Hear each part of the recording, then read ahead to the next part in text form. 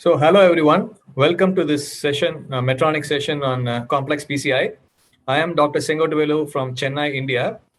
So I have my colleague to co-chair along with me, Dr. Ajit Anandakrishnan. So today we have a live case followed by 3 case presentations. So the objectives are to show complex cases, learn tips and tricks from operators during the live case, and learn from the cases as well. So the faculty today are Dr. Dugal, who is from Pune, and then we have Dr. Praveen from KIMS Trivandrum, and we have Dr. Nikhil Pachure from Apollo Hospital in Navi Mumbai, and we have Dr. Ankush Gupta from Army Hospital, Jaipur. So can I invite Dr. Praveen? So my case is basically a case of a RCA angioplasty, which I thought would get over in no time, a simple case, but then I landed up in having 3 issues, one behind the another. So I have disclosures none. My patient was a 74-year-old female who was a long-standing diabetic and hypertensive who had an angina of effort of long duration with recent worsening to almost class 3 symptoms. And elsewhere, an angiogram was done which showed triple vessel disease, and she was advised medical man as they felt the vessels were diffuse disease. But because of refractory angina, she basically came to our center, and this is what the angiogram was showing. The left side, there is calcified lesion in the LAD and in the circumflex. So that is the left side. The right side, the right coronary, basically showed that there is a long lesion in the right coronary. And that is a PA view of the right coronary. Then basically, so I thought that I was in my mind, my intention was I'll go with the calcium people strategy for the LAD, and right side I'll be able to get away with our usual balloon hardware. And I started off the procedure. Then I tried to wire crossing was easy. I tried a pre-dilatation with a 1.5 balloon to the RCA, but the balloon, it was an end balloon, is not tracking the lesion. So then I took first 1.25 balloon, which tracked fine, and dilated both the proximal and distal lesions serially with an 1.25, 1.5, and 2 mm balloon to both these lesions. And this was the angiogram after the dilatation. As you can see from this angiogram, the distal lesion is not yielding even after dilatation with so many balloons, and the proximal lesion gave way to some extent. So after dilatation, the distal lesion was unyielding. The distal lesion was unyielding. So then I tried to take 2 mm NC and 2.5 mm NC to these lesions, but still I could.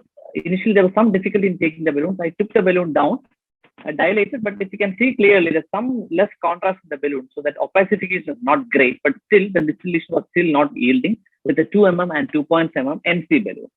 Then finally, I took one more 2.5 mm another balloon and gave to some extent, but still there is a waste there.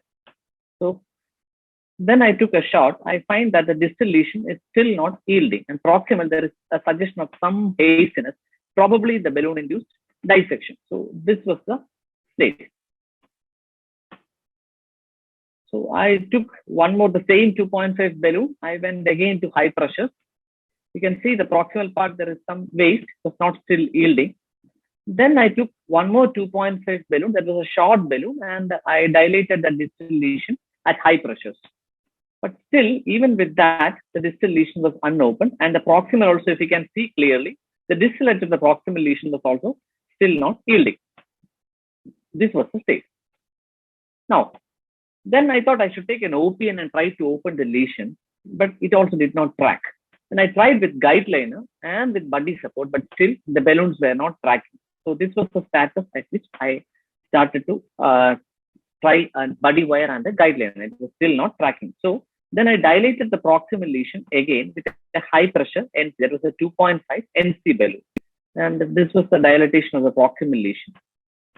Now, after dilatation, if you can clearly appreciate, there is actually a dissection in the proximal part, and through that, nothing was crossing distally, and the distal lesion was still unopened. This was the state. And if you can see clearly, towards the distal part of the injection, the later part of the injection, there is some staining of contrast in a division of the PLV branch. If you can look carefully at this area, there is some staining of contrast. So the wire was initially in the PLV. So this was the status. There is some dissection and not opening. Then, because the dissection is there, nothing is going distally. I thought I should stabilize the proximal part with no other option, with not even a guideline at taking a device distally. And I tried to even track a stent, but it was not going. Then I just took an ortho stent and then deployed proximally in the dissected segment. And this is the picture after proximal. Sorry for that. Yeah. So this is the picture after stenting the proximal to meet RCA. Now, after that, I just passed a buddy wire, but then the buddy wire was getting caught in the dissection, but still in the dissection, the distal RCA, and still no device could cross distally into the distal RCA. So by this time, the patient complained of chest pain. And if you look carefully, there's two dissections now, the distal part as well as the proximal RCA. Here in the proximal part, there's some dye staining, and I'm sorry for that poor quality definition, but there's dye staining, and the patient was complaining of a chest pain. So thinking that the proximal dissection is also creating an issue for me, I actually stented the proximal one, proximal to the stented segment. So I took one more stent in this segment, and that was stented. Now, after that, I found that the distal unopened lesion, and that was actually dissected beyond that. And you can see carefully the dissection and the contrast staining distally in this segment. So the lesion was unopened as well as dissected. This is the status now. And the patient still complained of chest pain. There was some VP fall. I had to start noradrenaline and all that. The anesthetist was on standby. And this is the status. Now, if you check carefully, this again shows that the distal lesion has a tram-track like dissection as well as the unopened part there. Probably the wire or something would have induced the dissection and the lesion is unopened. Still, the patient continued to be having chest pain. And then now I tried to track other balloons. It was no use. I tried to track one more guide liner, another end guide liner that is also not going beyond the proximal stent. Then what I did was with balloon anchoring, I could track the distal status. You can see clearly the dissection and the unopened lesion, the distal RCA. With a balloon anchoring, I tracked the guide liner to the RCA. So finally, I just anchored the balloon initially, pushed the guide liner deep in, then deflated, pushed the balloon, and with balloon anchoring, I could take a guide liner to the distal RCA. And then once the guide liner was beyond that mid RCA, I could easily cross balloons. I dilated with a 2.5 NC and 2.5 OPN NC at high pressures around 40. So this was the dilatation with the OPN balloon. Then after that, things were basically easier for me. I could easily take a 2.5 38 onyx stent display to the RCA. This was the distal stent. And place it there. And then I deployed the stent, and that was a good inflation. But now I was checking. If you see clearly the distal part of the frame, there is some contrast staining in the PLV. So I got hold of the echo machine, and I could see there was a small pericardial effusion. If you remember the initial part itself, there is some contrast staining. There's some small pericardial effusion. So if you take this picture, you can clearly appreciate that contrast staining in the distal RCA in the PLV branch. Yeah, this picture will clearly show that there is some contrast staining. See, this is that contrast staining there, not the myocardial staining, the other is contrast staining in the PLV. And the patient had pericardial effusion and she was still complaining of chest pain. With no other option, I thought so that was clearly a case of perforation. This picture also clearly shows the perforation in the distal RCA. So with the perforation, pericardial effusion, still chest pain, the patient was unstable. I had no other option, but I gave a prolonged balloon inflation. Now, this balloon inflation precipitated a cardiac arrest. But of course, even with 3 minutes of balloon inflation, the patient went into, there's a balloon, 2 balloon in the PLV. Patient went into cardiac arrest. 2 cycles of VF and cardiac arrest was reverted. I mean, VF was there and it was reverted.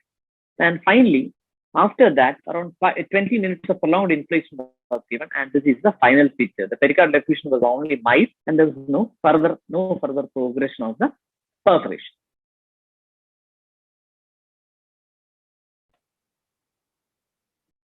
And this is the last picture where I could manage to get a fairly acceptable result for this RCA in the end. Yeah, I think that was the last slide. Thank you. Thank you, Dr. Praveen, for sharing this quite complex, nice case. So I think this patient is a diabetic with multivessel disease with diffuse disease in the right coronary artery.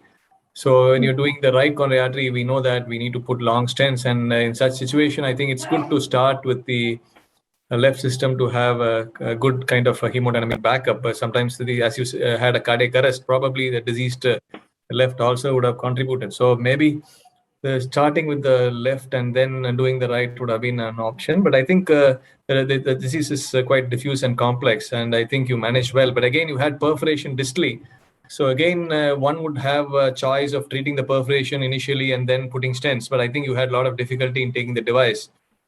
So I think the message here is when you treat a diffuse vessel, I think it's good to evaluate well and to, if possible, to do image and understand the calcium, understand the disease, because you had a lesion which was not yielding to balloon, and you had to track OPN balloon with the guideliner. So I think the vessel preparation is the key in such situations, and you have a perforation, it becomes more challenging. So I think thank you for the wonderful case. So let's move to the next case. So can I request Dr. Nikhil to talk on the perforation, coronary perforation, on how to manage? Hi, good afternoon to everybody. Yeah, thank you, Medtronics, for asking me to present this very important topic. And I think Praveen's case has been a very, very good information about perforation, which I'm following his presentation as a natural progression to coronary perforations. So these are my disclosures. If we look at today's interventional cardiology, we are taking up more and more complex disease, which was evident from Praveen's presentation just now. And if you look at the PCI complications, we can divide them mainly into three, like vessel closure, vessel leaks and perforations, and a wrong place equipment loss. And the main problem is that vessel closure or vessel leaks called perforations can lead to tamponade shock and mortality, or both of them can lead to myocardial infarction. So as you can see that more and more interventional cardiologists, institutions, and presenting cases are complex. The technology and techniques are evolving and have evolved to take on these cases safely. There is an offset in terms of more and more complications, and more complication in terms of vessel leaks and perforations. And all interventional cardiologists who are taking these cases on must be aware that they quite often come across these perforations and deal with them successfully. This is a very important slide from Dr. Patel, in which a survey of more than 1,000 cardiologists who are performing CTO PCIs have shown that perforations and tamponade are quite common. 40% of all these complications are perforations in these cases of complex CTOs, and tamponade is about 16.7 or 17% of these.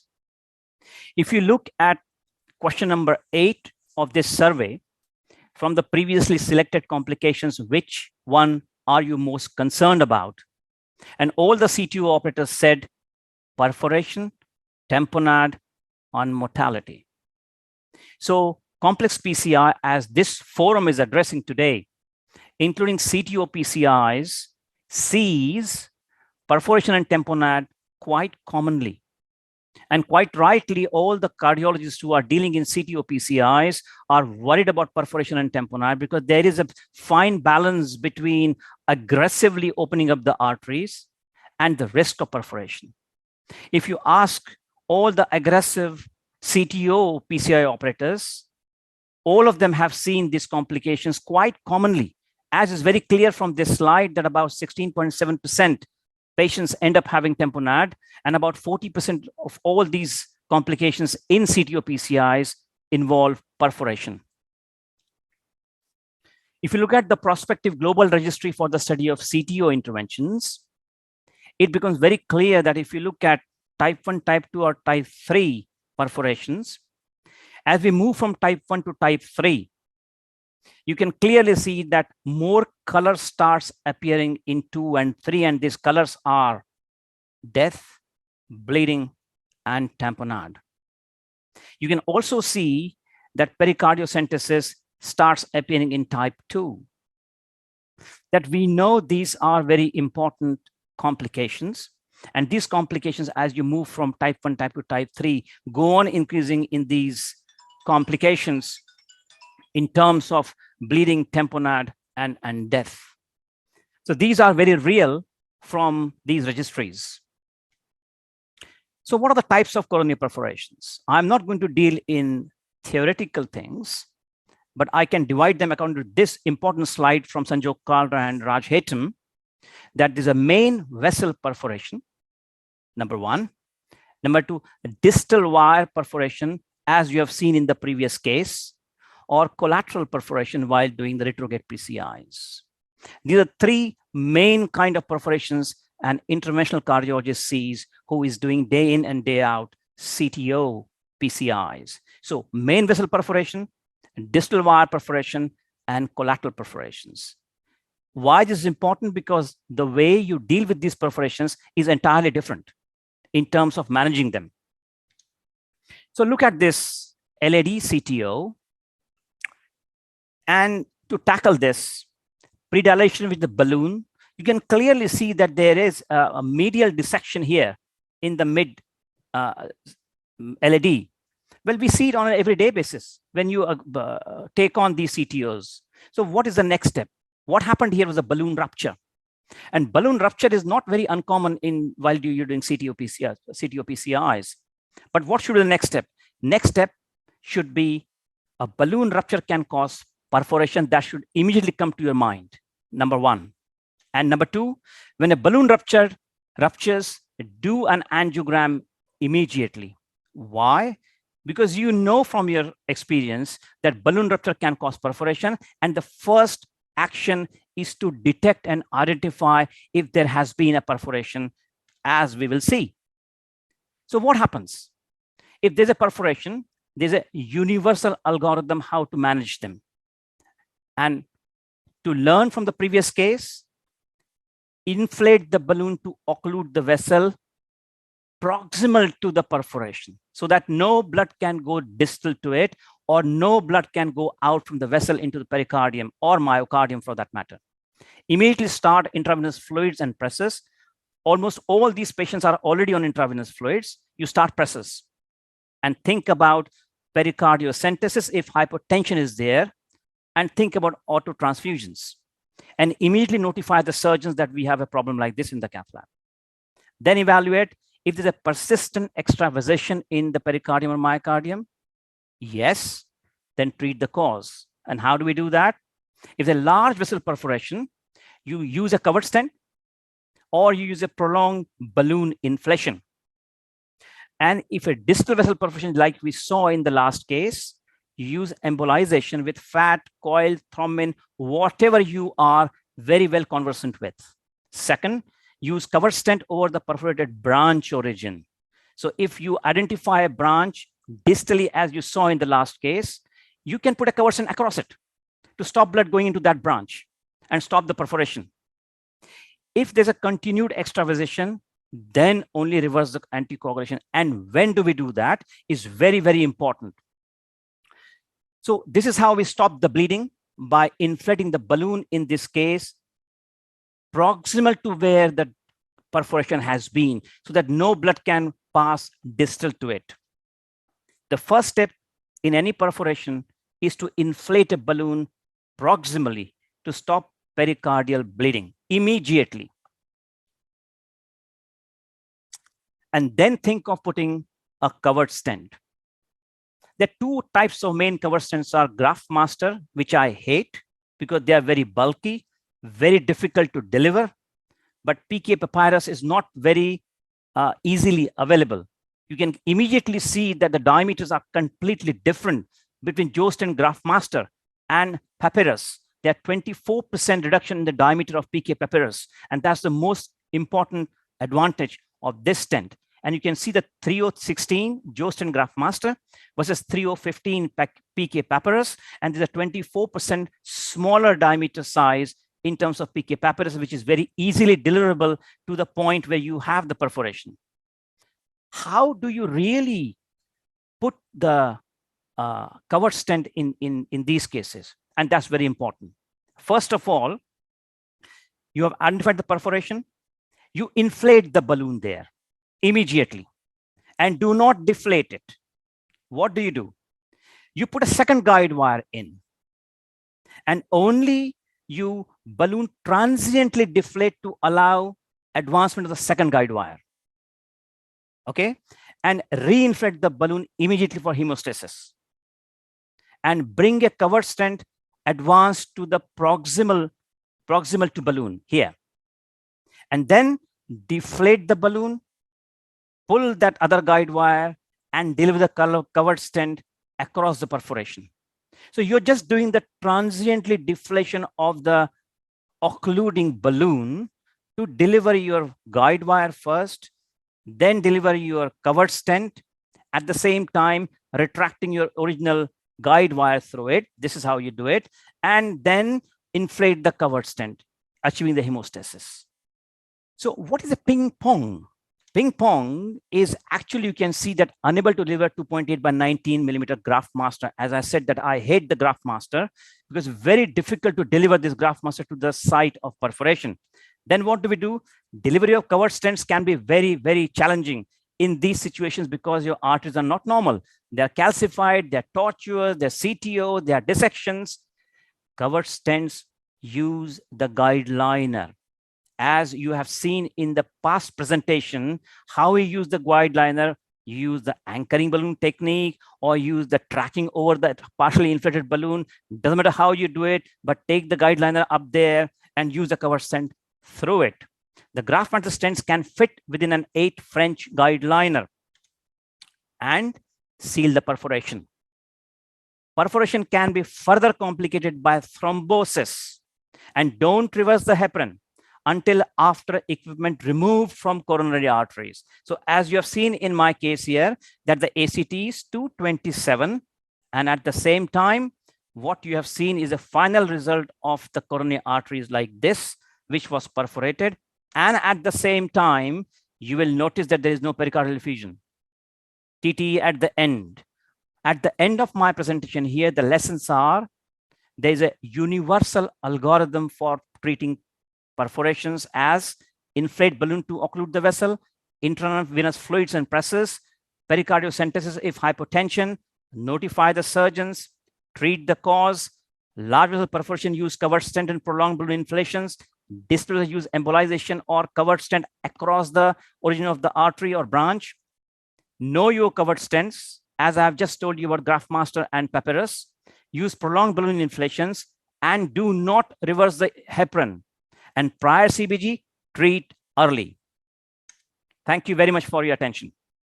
Thank you, Nikhil, giving an elaborate, nice account of how to manage perforation. I think the important points were very well discussed. So what I want to again emphasize is the importance of keeping a emergency perforation kit. I think every cath lab should have a pericardiocentesis tray, and also all the graft, the stent for covered stents. Like Papyrus is a fantastic stent, and one should definitely have those stents readily available. Thank you, Nikhil. I think it is a wonderful case. Actually, we have made a comprehensive review on how to manage prox versus distal perforations. Very valid comments. Only I have a couple of points to add. Sometimes I think one is actually the ping pong. It really works. Actually, we actually don't, in the hurry, actually everybody is in a scary mood. We often forget the basics. I think ping pong technique really works actually, and that it takes a lot of struggle off. The second thing is sometimes if you have a large, especially in a CTO situation where you have dissection planes, multiple, and then you have connections, especially when you do a retrograde crossing and all, sometimes rewiring with another body wire may sometimes be quite difficult, but then sometimes each and every case perforation is different. Actually, in our experience also, we found that each case one has to be prepared about dealing with the situation as accordingly. So let's go to the live case and come back for Dr. Ankush's case. Good evening to all of you from Jahangir Hospital, Pune. We have Dr. Dugal, who is a head of the department cardiovascular sciences here in Jahangir Hospital, and I'm Dr. Ajit Mehta. So here we have a 75-year-old female, known case of diabetes and hypertension, has had anterior 1 year ago, for which relatives did not do anything considering her age, and she was reasonably okay then. Recently, she presented to us with NSTEMI with raised cardiac enzymes and echo showed anterior wall regional wall motion abnormality with ejection fraction of 45%, mild MR, mild pulmonary hypertension. So this is the angio done a couple of days back. She had proximal LAD which had about moderate disease, mid LAD CTO, distal LAD was filling from retrograde collaterals.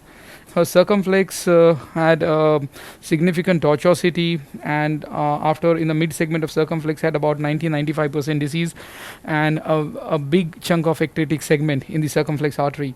So a lot of size disparity in the circumflex. So this was her left system.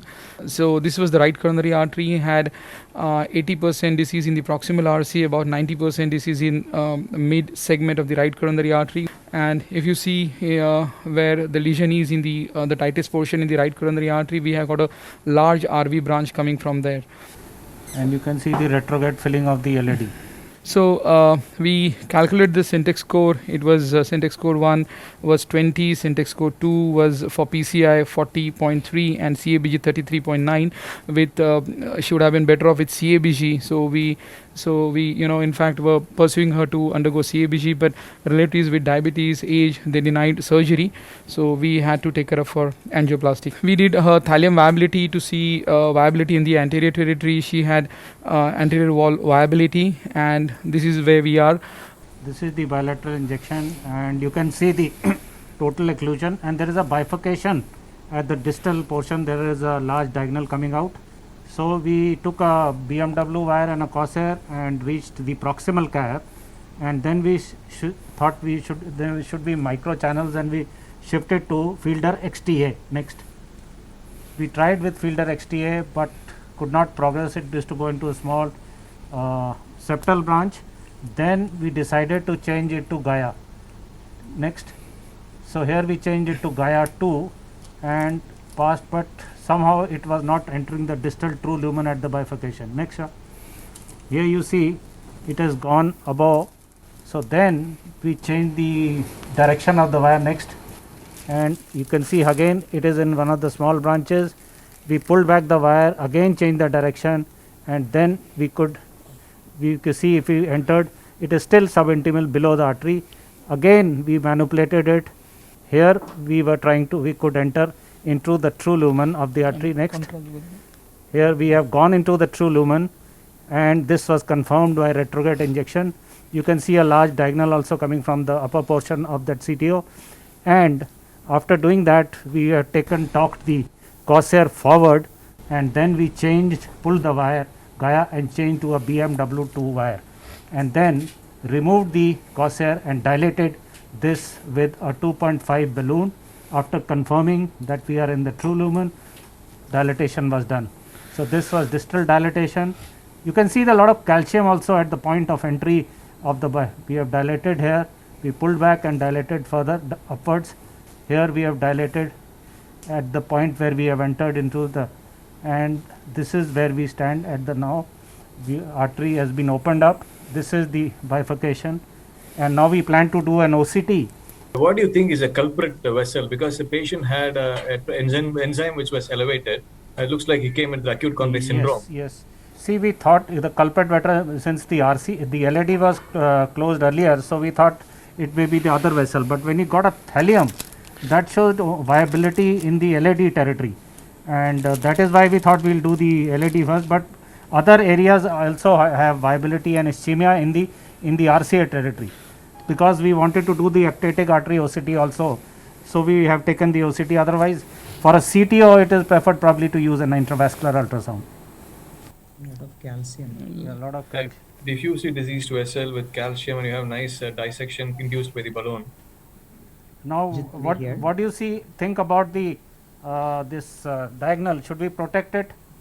I think so. Yeah, because that appears to be quite large, and there is a mild disease at the ostium which is about less than 10 millimeter of the diagonal. We have a large dissection, so if the diagonal closes off, it becomes difficult to rewire. So it's better to wire the diagonal.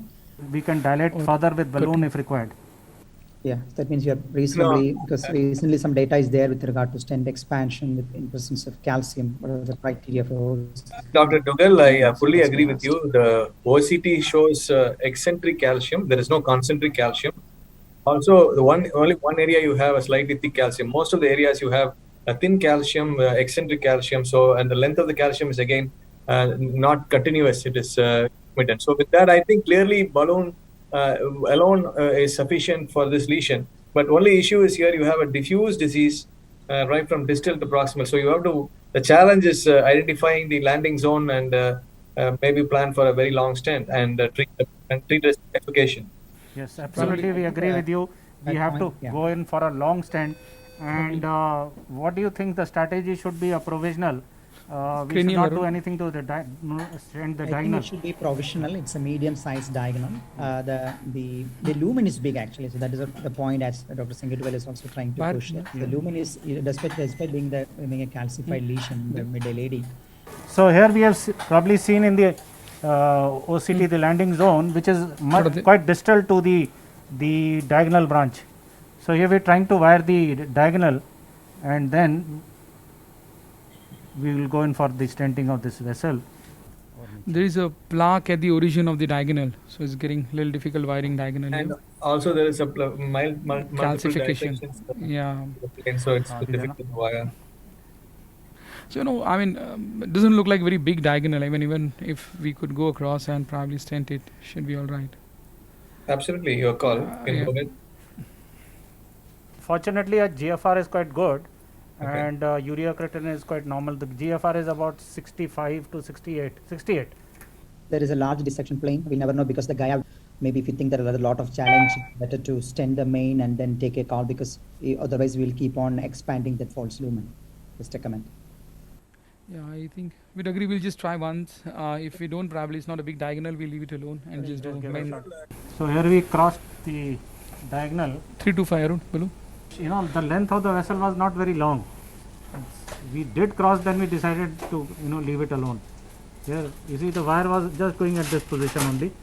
Then we decided to leave that, and then we started stenting the LAD. First we stented, next. So we stented first with covering that there was a lesion in the distal to that septal. So this was 2.538, and then followed by high pressure dilatation, and then we put another stent 3 into 34. Then the intervening portion was post dilated, and then we did the OCT, which will show you. You can see the distal edge is okay, there is no dissection, but proximally it was slightly under expanded, and therefore we are going to post dilate it with another balloon at we'll be taking 3.25 and see balloon and post dilating it. So in this case, you put 2 long stents, and it's a nice coverage of the long diffuse disease. But what we would like to know is to assess post angioplasty. We have the MAX algorithm and the OCT, so one can look at whether there is any edge dissection, which we clearly saw. There is no edge dissection in this case. But what we need to understand, obviously there is no malapportion. You can see the malapportion bar completely white, except for the proximal most part of the ostial part. We can see a small red bar. So we have dilated. We have dilated that now. So there is no malapportion. The most important next part is looking for expansion. So I think what we are looking at is the best way to look at expansion is the dual reference method. When you have a long stent like this. So you divide the vessel into 2, and then you see the distal and then the proximal. Yes. So you can check now. It looks like expansion of around 70% distally, and proximally. Yeah, I think proximally you have good expansion. Distally, because the vessel is again tapering, you can look at it angiogram and then decide if you want to post dilate more distally. I think this is really a challenging lesion. You have a large aneurysm, ectactic segment just below. It's actually not an aneurysm, it's an ectactic segment. So we're just trying to figure out whether we could stop just before that. Go to LA. I think it's. Was it really challenging to wire this, or? Yeah, it was a little difficult challenge. Wiring this. So which wire did you use? BMW. We use the same wire what we used for LAD. Great. Control. the side branch, it looks like the side branch is after the lesion. Yeah, Yes, yeah, yes. yeah. So if you find it difficult, you can always predilate and also Yeah, you can yeah. Yes, sir, tolerate. Yeah, we can do that. So that is after the lesion. At least in LA caudal is definitely after the lesion. Yeah. So let's, So let's dilate it. So probably we'll have to keep telescope catheter also ready. Looks like the way balloon couldn't cross. Yeah, in spite of your buddy wire, Mm. it's a good idea to keep that wire as well. What balloon did you try initially? It was actually 3 millimeter 312. We used for post dilatation of the LED stent. Actually, we used the same balloon, but somehow just couldn't get through that. That's non-compliant. Yeah, we crossed with a We are 2.5 balloon. We just want to keep it proximal to that branch and then dilate it and then try to recross into the little ahead. Yeah. Yeah. Yeah. So this is where we want to dilate it and then see the result. And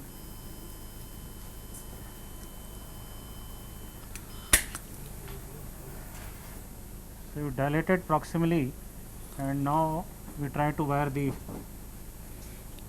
करना है wire. It is also the tortuosity there, exactly. So maybe that's one of the reasons you're finding it difficult to negotiate the wire. otherwise So- we'll again use a crusade here and try to cross it. So I mean, what is it? Disease at the ostium of the OM. I mean, if we just do provisional without keeping the wire in OM, just if we can't get through. Yeah, I think that's also.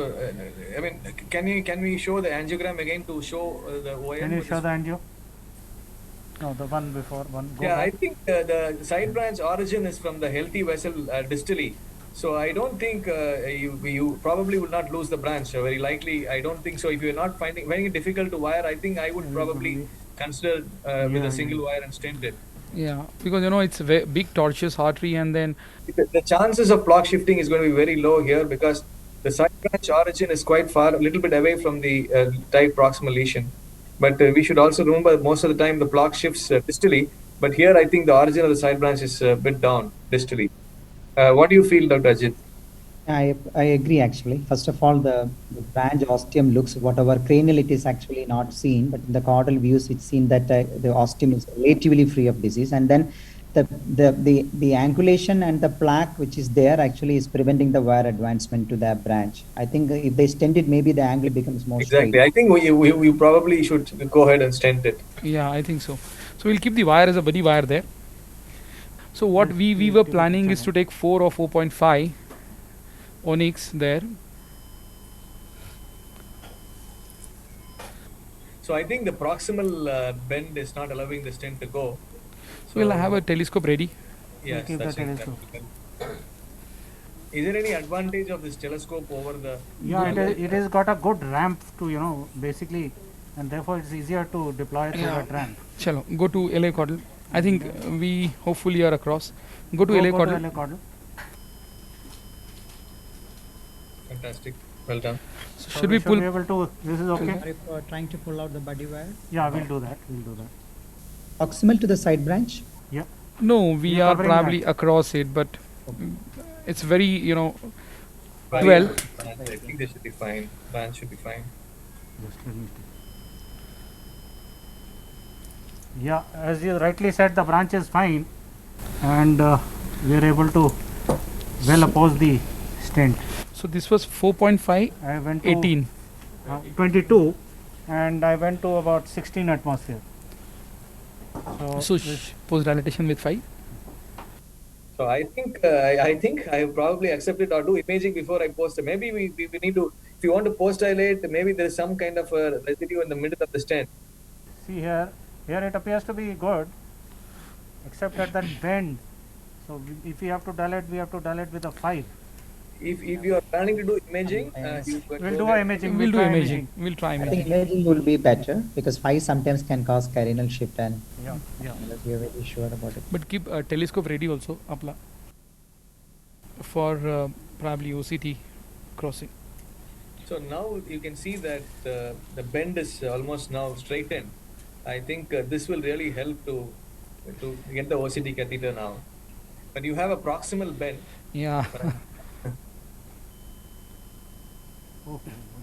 Yeah, I think it's putting a 4.5 stent was Malla quite wire ideal. wire dena.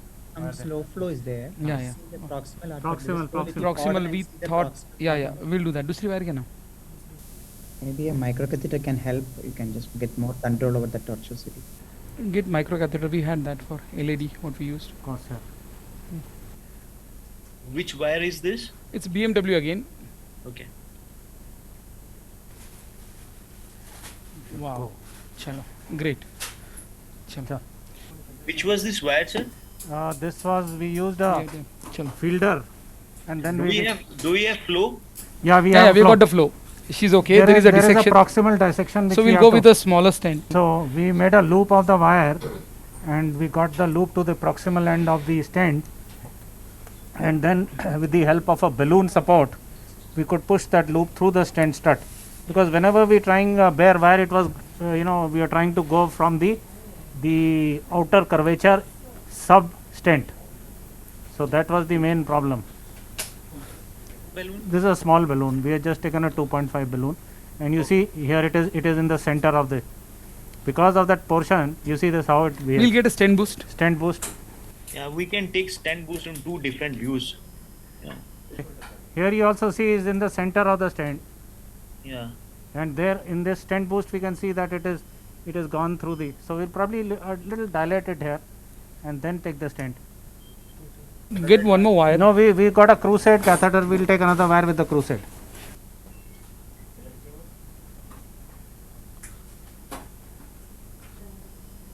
It is there, Yeah. beautiful. Yeah, perfect. We just have to put the stent, and you have to gauge the Arun, the दूसरा other क्या? stent through the edge of that stent. So that will Yeah. be. This is the telescope. क्या? I think Yeah. we'll go with the stent on. Get the stent, and let's see how. Easily goes now. See this? Yeah, I think we'll park it there. Park it there. Okay. Yeah. Even distally we are there. We just want to cover the proximal end of the stent. That's all. So we are inside the stent? Yes, it is inside. It is inside. Yeah. I think so. It appears to be okay to me. Huh?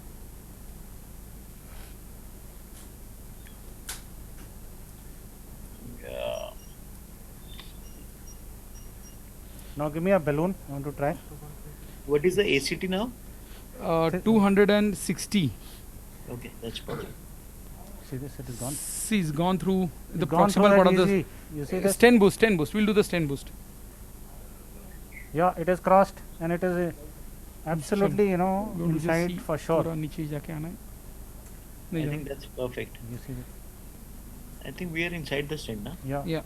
Yeah, it's there. Yeah. I think we are good. देखो, check करना. What is the size of stent? It's same Yeah. 4.5. Same size. Yeah. Perfect. So this is the result. Yeah, I think it's a perfect result.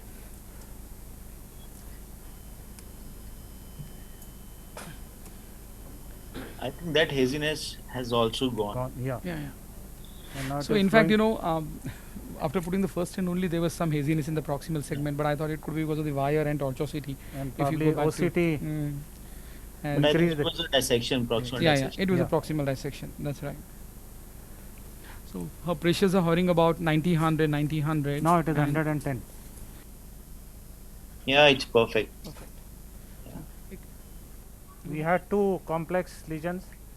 One is at bifurcation with a tortuosity and a large, probably dilated ectatic Segment. segment, and a CTO in the LAD, which was quite old and calcified with multiple islands of calcification, and we could do it direct after dilatation stenting. We did not use any atherectomy or a high pressure balloon, and we were able to do. There is another lesion in the RCA which will do it later. I think this is the true example of complex case, and that was handled beautifully and with a great result. So congratulations to you, Dr. Dugal and Dr. Ajit. Thank you Thank very you much very much. for having us. And thank you for the organizers and Medtronic for giving this opportunity to do live case transmission. Thank you very much. Thank you to all the panelists. Good afternoon, everybody. Today I'll be talking about a study that we did at our center by the name of OpCyber left main study, in which we tried to find out the OCT predictors of side branch restenosis in left main bifurcation angioplasty using DK crush technique. So first, let me show you one case. I don't have anything to disclose.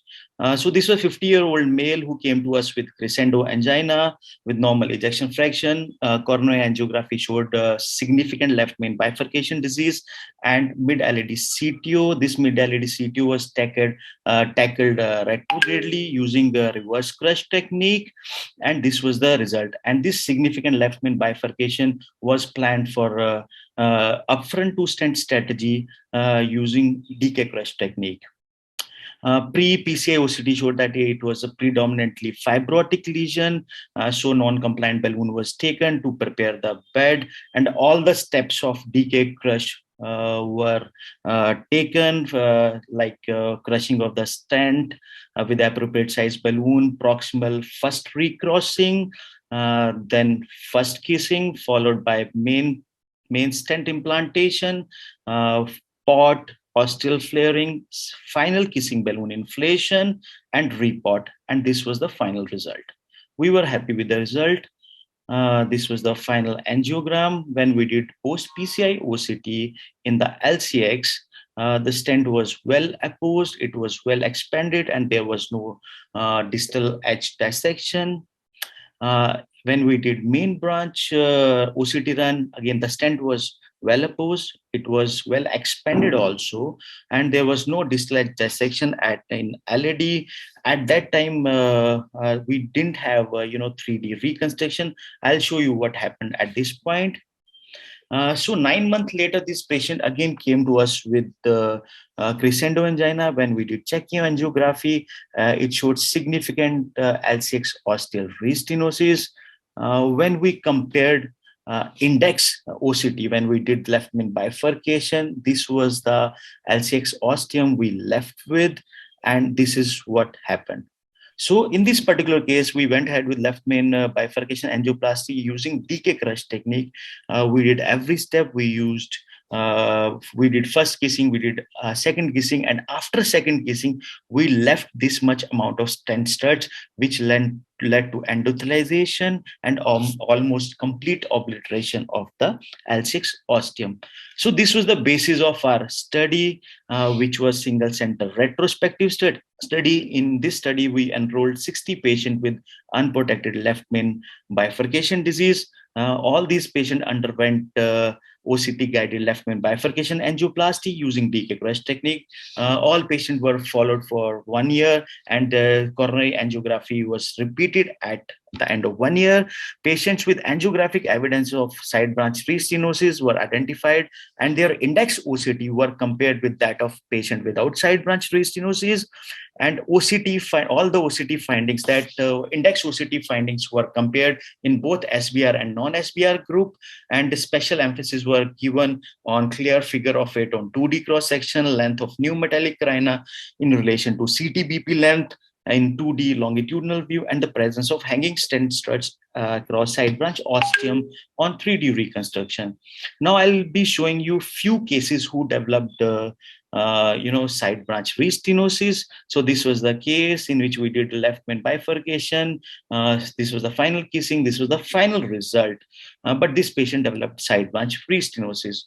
When we deeply analyzed this case at the end of 1 year, we found that we had left new metallic carina, which was 83% of that of CTBP length. And when we analyzed the cross-sectional view, we found that there is large amount of stent studs that were hanging. There was no clear figure of 8, and there was no clear figure of 8. There was large amount of stent studs that were hanging across the side branch ostium. The side branch was, through the proximal stent studs.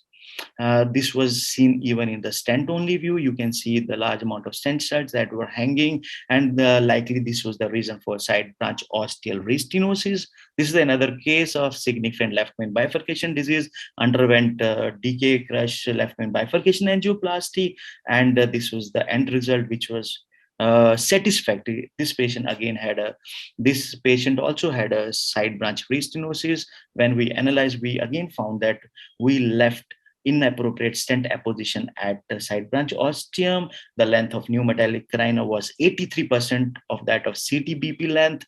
When we saw a cross-sectional view, we saw that the stents were hanging far away from the native carina. There were large amount of stent studs across side branch ostium on 3D reconstruction also, and which can also be seen in stent only view. This is another third case in which we did left main bifurcation angioplasty. This is a final kissing, final angiographic result, but again, the patient developed side branch restenosis. This case also, we found that we had left 73%, inappropriate stent apposition across the side branch ostium, large amount of stent stud across the side branch ostium. There was no clear figure of 8. And this is a stent-only view. So what happened to the study, all the patients? So we had a total 60 patients, out of which 12 developed side branch restenosis. When we compared SBR group with NSBR group, we found that SBR group had a significantly higher syntax score as compared to NSBR group, and 58% of SBR group had a syntax score of more than 32, whereas it was only 14% in non-SBR group. When we compare pre-PCI OCT parameter, we found that side branch distal reference diameter was significantly smaller in SBR group as compared to non-SBR group, and the side branch lesion length was significantly longer in SBR group as compared to non-SBR group. Other factors that were associated with the side branch restenosis during bivariate analysis were side branch stent size, main branch stent expansion, side branch stent expansion, and length of new metallic carina. We also found that all patients in SBR group had hanging stent studs across the side branch ostium on 3D reconstruction. No patient in SBR group had a clear figure of 8, and SBR group had a significantly more amount of iatrogenic side branch restenosis as compared to the non-SBR group. So when we did stepwise multivariate regression analysis, we found that side branch distal reference diameter and side branch stent expansion were the independent parameters that were associated with the independent OCT parameters that were associated with the side branch restenosis. And when we did ROC curve analysis, we found the distal reference diameter cutoff of less than or equal to 2.8 and OCT side branch stent expansion of less than or equal to 89% for predicting side branch restenosis. So we did left main bifurcation study angioplasty using DK crush technique, but we left all these things during final run. So in this study, we found that whenever you have done the second kissing after report during the final main branch run, one should see for inappropriate stent expansion, length of new metallic carina, hanging stent studs across side branch ostium on 3D reconstruction, and one should look for clear figure of 8 near the native carina. So what could have led to all these things? We have done final kissing, but why we are having large amount of stent struts across the side branch ostium? In our understanding, we think that there are the 3 reasons. Number 1, we may have used inappropriate sized balloon for final kissing for the side branch. Number 1. Number 2, we may have missed alternate high pressure balloon dilatation. And third things, we may have gone too proximally. We recommend that second guide wire recrossing should be non-distal so that we can have a almost nil neometallic carina, and on 3D reconstruction there should be no hanging stent studs, and on cross-sectional view, there should be, clear figure of 8. So when we are doing left main bifurcation angioplasty using DK crush technique during final run, we should look at the L mode. We should look at the 3D reconstruction and clear figure of 8, and all 3 things: appropriate size balloon for final kissing, alternate high pressure balloon dilatation, and non-distal second guide wire recrossing should be addressed. And in our study, we found that side branch expansion should be more than 90%, as it was an independent indicator of predictor of side branch restenosis. Thank you very much. So my comments are the latest update from the group of DK Crush is one step has been added, which is when you do the side branch stenting, you're supposed to remove the balloon, pull the balloon back, and then do a high pressure post dilatation, or use a non-compliant balloon to post dilate the proximal portion of the side branch before you do the kissing. So this is one of the important step to avoid under expansion in the ostium of the side branch. We had an excellent show of a very long diffuse disease in a triple vessel disease, along with a ectatic challenging circumflex. So I think it was overall a great case. I think congratulations, Dr. Dugal. Now let me request Dr. Ajit to give his final comments. First of all, I thank Medtronic for bringing all of us together. We had a fantastic session. We had 3 good, very educative case presentations, as well as a review of literature, and then followed by excellent demonstration of a CTO anti-grade technique by Dr. Dugal and his team from Pune. And I'm very sure that I think this also they will be able to fix it.